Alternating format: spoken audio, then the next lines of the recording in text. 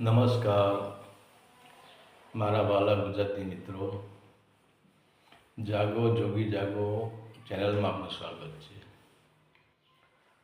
તો આજે આપણે વાત કરીશું કે લગનનું ટાણું તારું આવશે જીવ રાજા, જાન તારી જબરી જોડાવશે રે, જાન તારી જબરી જોડાવશે રે. તો હવે લગ્નનું ટાણું કહ્યું. જન્મ્યા ત્યારે તો જન્મનું ટાણું વાગે અને મૃત્યુ સમયે મૃત્યુનું ટાણું આવે. પણ અહીંયા સંતોએ મૃત્યુને લગ્નનું ટાણું કેમ કહ્યું છે? તો શું મરી ગયા પછી લગ્ન થાય છે અને મૃત્યુને લગ્નનું ટાણું કહેવાય છે? તો મનુષ્યના જીવનમાં 3 ટાણા આવે છે. પહેલું ટાણું છે એ જન્મનું, અને જન્મનું ટાણું એટલે કે જો મનુષ્ય શરીરમાં તમારો જન્મ થાય, મનુષ્ય દેહમાં તમારો જન્મ થાય, મનુષ્ય યોનિમાં તમારો જન્મ થાય, તો એ મનુષ્ય યોનિમાં જે જન્મ થયો એ ટાણાને શ્રેષ્ઠ ટાણું કહેવાય છે. અને એ ટાણું એટલું બધું શ્રેષ્ઠ ટાણું હોય છે કે જેમ પુરુષના અને સ્ત્રીના લગ્ન થતા હોય છે, અને એ ટાઈમે જેટલો ઉમંગ હોય છે, જેટલો આનંદ હોય છે, અને પુરુષ સ્ત્રીને એવું લાગે છે કે હું આજે પરણીને મારા પિયુ પાસે જઈશ, હું પરણીને મારા પિયુ મિલન જઈશ, અને મારું ને મારા પિયુનું મિલન થશે, પિયુ સાથે હું હોળી ખેલીશ, પિયુ સાથે હું રંગે રમીશ. તો મનુષ્ય જન્મ એ જ મહા અવસર છે અને એ જ લગ્નનું ટાણું છે. કેમ કે આપણે મનુષ્ય જન્મ સિવાય બીજા કોઈ પણ જન્મમાં, બીજા કોઈ દેહમાં, બીજા કોઈ પણ શરીરમાં, ચાહે આપણે પશુમાં હોઈએ, ચાહે પંખીમાં હોઈએ, ચાહે જાનવરમાં હોઈએ, ચાહે પ્રાણીમાં હોઈએ, ચાહે જીવજંતુમાં હોઈએ, અને ચાહે કીડી મકોડામાં હોઈએ, નાના પ્રાણીઓમાં હોઈએ, કીટ મકોડામાં હોઈએ, તો પણ કોઈ પણ શરીરમાં, કોઈ પણ જન્મમાં આપણે પરમાત્માને પામી શકતા નથી, એટલે કે પિયુને પામી શકતા નથી. તો પિયુને પામવા માટે એક મહાન અવસર છે અને મહાન ટાણું મળી છે. એ ટાણાને સંતોએ મનુષ્ય દેહ જન્મ કહ્યો છે. અને વાત પણ સાચી છે. એટલે કહે છે કે મોંઘો મનુષ્ય દેહ ફરી ફરી તને નહીં મળે વારંવાર, ભાઈ તું ભજી લેને કીર્તન. હે મનુષ્ય, હે પામર પ્રાણી, તને જે આ મનુષ્ય દેહ મળ્યો છે ને એની તું કિંમત જાણી શકતો નથી. કેમ કે પરમાત્માએ તને જે મનુષ્ય દેહમાં જે સુવિધાઓ આપી છે એ બધી સુવિધા મફતમાં આપી છે. અને પરમાત્માએ જે પ્રકૃતિ બનાવી છે, એ પ્રકૃતિમાંથી તું જે બહારથી સુવિધાઓ લઈ રહ્યો છે એ પણ સુવિધાઓ તને મફતમાં મળે છે. એટલે મફતમાં તને મળ્યું તો આની તને કિંમત નથી. પણ તારું શરીર છે એ કિંમતી વસ્તુ છે, અને તારો શરીર તો કિંમતી છે જ, પણ જે તારો આ મનુષ્ય જન્મ તને મળ્યો છે એ બહુ કિંમતી છે, એ બહુ મોંઘો છે. અને બીજાની કિંમત થઈ શકે પણ મનુષ્યની કિંમત થઈ શકતી નથી. કેમ કે મનુષ્ય દેવોને પણ પ્રાપ્ત થતો નથી. દેવો પણ ઝંખના કરે છે કે જો અમે આજે દેવતાઓ ન હોઈએ, અમે બ્રહ્મા વિષ્ણુ ને મહેશ ન હોઈએ, તો અને જો અમે મનુષ્ય હોઈએ તો અમારો જે મનુષ્ય દેહનું અમને જે ટાણું મળ્યું છે, જે અવસર મળ્યો છે, એ અવસરને અમે નિભાવી લઈએ અને એ જ અવસરમાં અમે મનુષ્ય જન્મમાં આવીને અમે પ્રભુ સાથે, પરમાત્મા સાથે અમારી સુરતાને શબ્દ સાથે મિલાવીને સુરતાને શબ્દના લગ્ન કરાવી દઈએ. એટલા માટે જ આપણે કે દેવોને પણ મનુષ્ય જન્મ દુર્લભ છે. અને બીજા નંબરે કે મનુષ્ય જન્મમાં આવવા માટે તમે જુઓ, ભગવાન વિષ્ણુને કેટલા અવતાર લેવા પડે છે. તો હવે આવો એક મોઘો મનુષ્ય દેહ, મહાન મનુષ્ય દેહ, તો એનું પહેલું ટાણું છે જે જન્મનું ટાણું. અને ત્યારે એ જીવાત્માને દેવતાઓ પણ ધન્યવાદ આપતા હોય છે કે હે દેવતા તું હે જીવાત્મા તું ભાગ્યશાળી છે. હે જીવાત્મા, પરમાત્માની તારા ઉપર કૃપા છે. તો આજે પરમાત્માએ તને મનુષ્ય જન્મ આપ્યો છે. ત્યારે દેવતાને પણ એમ લાગે છે કે હવે આ નીકળી જવાનું, હવે આ તરી જવાનું. કારણ કે આને 184 યોનિમાં અનંત પ્રકારના દુઃખ વેઠ્યા છે. ઘણા બધા શરીરમાં આ જીવડો ભટકાયેલો છે, ઘણા દુઃખ વેઠ્યા છે.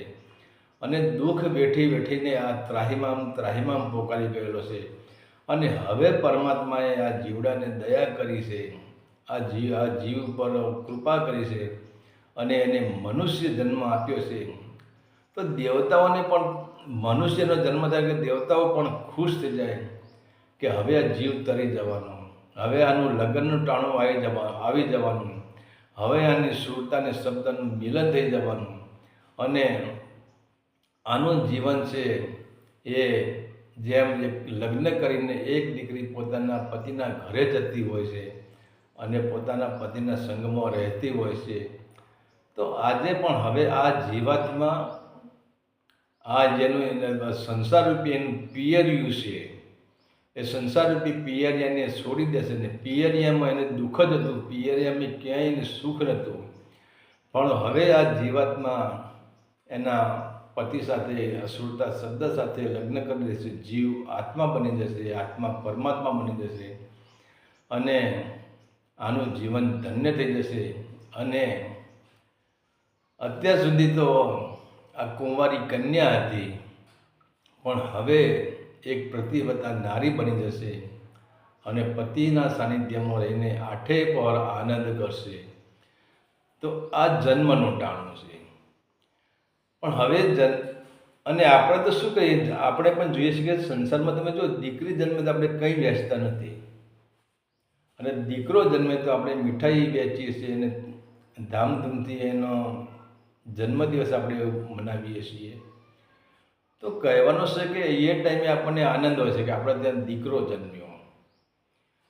દીકરો જન્મે કે દીકરી જન્મે એમાં કંઈ ભેદભાવ નથી, બંનેના અવસર સરખા જ મનાવવા જોઈએ.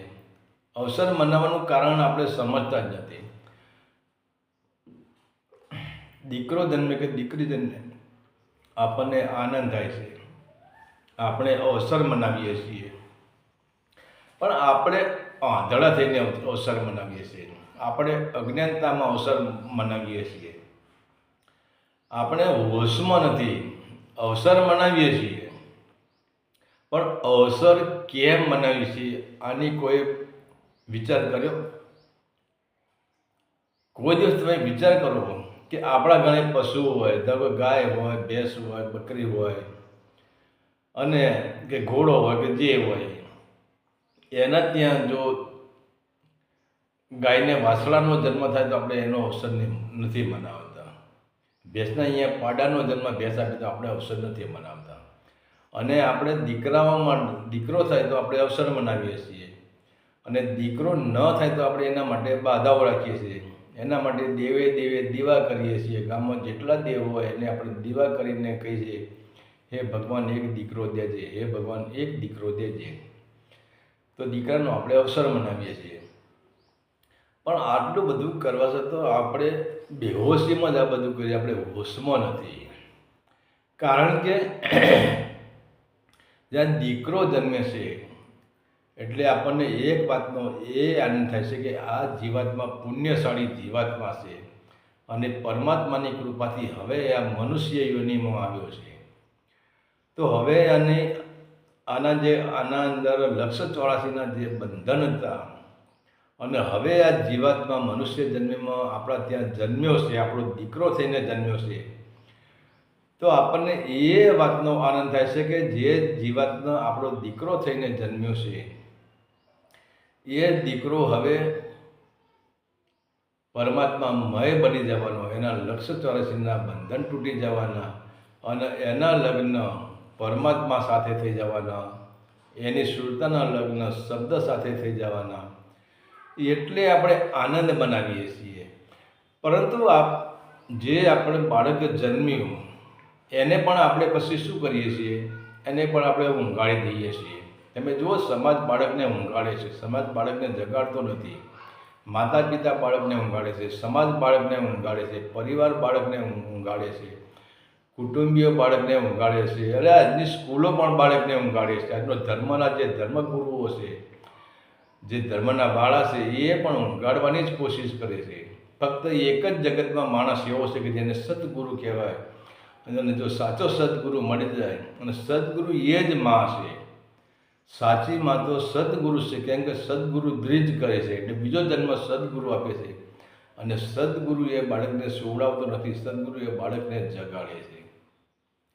તો આપણા સંસારના જે સંબંધો છે, સંસારની જે રહેણી કહેણી છે, એ આપણને ખબર છે કે આ બાળકનો જન્મ થયો છે, અને આ બાળક લક્ષ 84ના બંધનમાંથી છૂટીને પરમાત્મા સાથે લગ્ન કરી શકે એવો છે.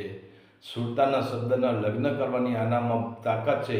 અને આ એવું બીજ છે કે આ બીજ એક મહાન વટ વૃક્ષ થઈ શકે એવું છે. પણ આપણે એ બીજને દબાવી દઈએ છીએ.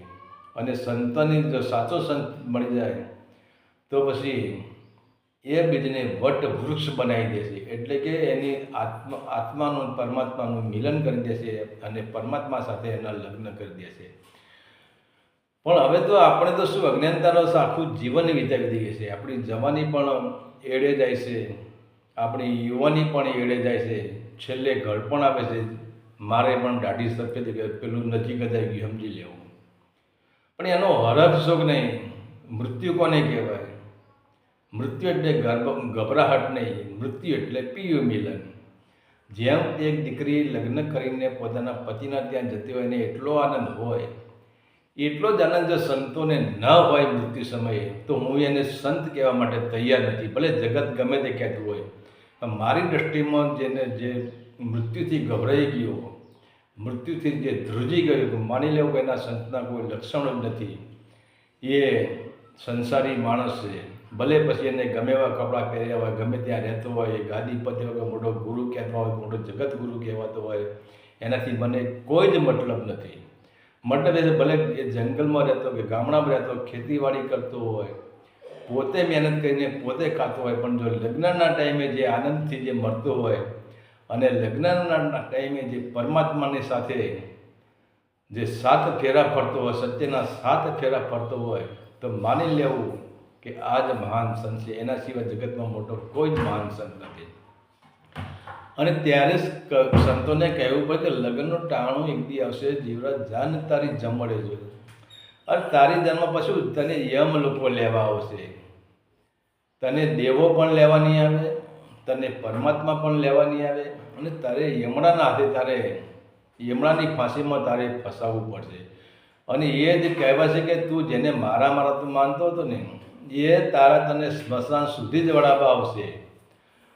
અને ત્યાર પછી એ લોકો તને જલાવી દીધા પછી એ લોકો મેવા મીઠાઈને ભોજન ખાવાના છે, તારી સંપત્તિ માટે એ લડવાના છે, તારી સંપત્તિમાંથી એ ભાગ પાડવાના છે. તો તું કોને મારા કહી રહ્યો છે?